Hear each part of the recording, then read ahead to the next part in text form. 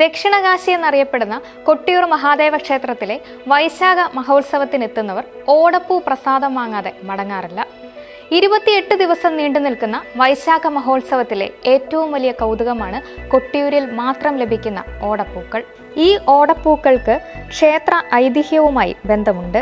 ദക്ഷയാഗത്തിന് കാർമ്മികത്വം വഹിച്ച ഭൃഗുമുനിയുടെ വെളുത്ത താടിയെയാണ് ഓടപ്പൂ ഓർമ്മിപ്പിക്കുന്നത്. ഓടപ്പൂക്കൾ വീടിന്റെ മുൻവശത്ത് തൂക്കിയാൽ രോഗപീഠകളും സകല വിഘ്നങ്ങളും കഷ്ടകാലവും അവസാനിക്കുമെന്നാണ് വിശ്വാസം. ഓടപ്പൂവിന്റെ നിർമ്മാണം ഏറെ അധ്വാനമുള്ള ജോലിയാണെന്നാണ് ഓടപ്പൂ നിർമ്മാതാവും വിൽപ്പനക്കാരനുമായ കൊട്ടിയൂർ സ്വദേശിയായ കെ കുഞ്ഞിരാമൻ പറയുന്നത്. ഒരു ഓട വളർന്നു വരുമ്പോൾ എത്ര നീളം പോകുന്ന ഒരു നിശ്ചിത അളവിനും മൂപ്പ് വരും, ഇല വിരി. ആ ഇല വിരിയുന്ന സമയത്ത് നമുക്കിത് പറ്റില്ല. ആ ഇല വിരിയുന്നതിന് മുമ്പ് ഈ സാധനം കൊത്തിയിട്ട് ഓരോ മുട്ട് മുറിച്ച്, അപ്പോൾ ഇതുപോലെ ഓരോ മുട്ടിൻ്റെ നീളത്തിലുള്ള, ഇതിപ്പോൾ ഒരു മുട്ടിൻ്റെ നീളമാണ്. അപ്പോൾ ഇങ്ങനെയുള്ള ഈ നീളത്തിലുള്ള ഓരോ പൂകൾ നമ്മൾ കല്ലുകൊണ്ട് ഇടിച്ച് സൂചി കൊണ്ട് ചീകി ഇതുപോലെ നാരാക്കി എടുക്കണം. ഞങ്ങൾ ഇപ്പോൾ ഈ 28 ദിവസത്തിന് ഞങ്ങൾ 50 നോയമ്പ് എടുത്തിട്ടാണ് ഈ പ്രസ്ഥാനം തുടങ്ങുന്നത്.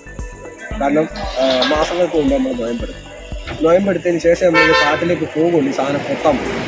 അപ്പം അത്രയും കൃത്യനിഷ്ഠ ഞങ്ങൾ പാലിക്കുന്നുണ്ട്. ഇതെല്ലാവരും ചെയ്യുന്നുണ്ടോ എന്ന് ചോദിച്ചാൽ എനിക്ക് അതിനെക്കുറിച്ചൊന്നും പറയാൻ പറ്റില്ല. കാരണം ഓരോ ആളുടെ മനസ്സാണ്. നമ്മളൊക്കെ അതുപോലെ 100% ഈശ്വരന് വിശ്വാസമുള്ള ഒരു വ്യക്തികളാണ്. 50 ദിവസം വ്രതമെടുത്താണ് ഓടശേഖരണവും തല്ലിച്ചതച്ച് പൂക്കളാക്കി വിൽപ്പനയും നടത്തുന്നത്.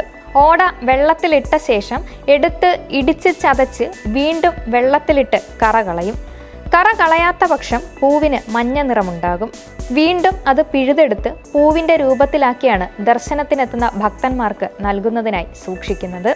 ഓടപ്പൂക്കൾ പ്രസാദമായി ലഭിക്കുന്ന കേരളത്തിലെ ഏക ക്ഷേത്രമാണ് കൊട്ടിയൂർ. കൊട്ടിയൂർ പെരുമാളിനെ ആദിവാസികൾ വിളിക്കുന്നത് തന്നെ ഓടക്കാടച്ചൻ എന്നാണ്. മഴ കനക്കുന്ന ദിവസങ്ങളിലാണ് ഇവിടെ ഉത്സവത്തിന്റെ ഭാഗമായുള്ള പ്രാധാന്യമേറിയ ചടങ്ങുകളിൽ പങ്കെടുക്കാൻ തീർത്ഥാടകർ കൂടുതലെത്തുന്നത്.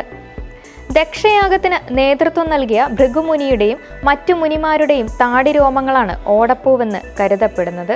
ശിവഭൂതങ്ങളുടെ തലവൻ വീരഭദ്രനും സംഘവും യാഗം തകർക്കാനെത്തിയപ്പോൾ ഭൃഗുമുനിയുടെയും മറ്റു മുനിമാരുടെയും താടിരോമങ്ങൾ പിഴുതെറിഞ്ഞത് മുളച്ച് ഓടപ്പൂവായി മാറിയെന്ന് കരുതപ്പെടുന്നു.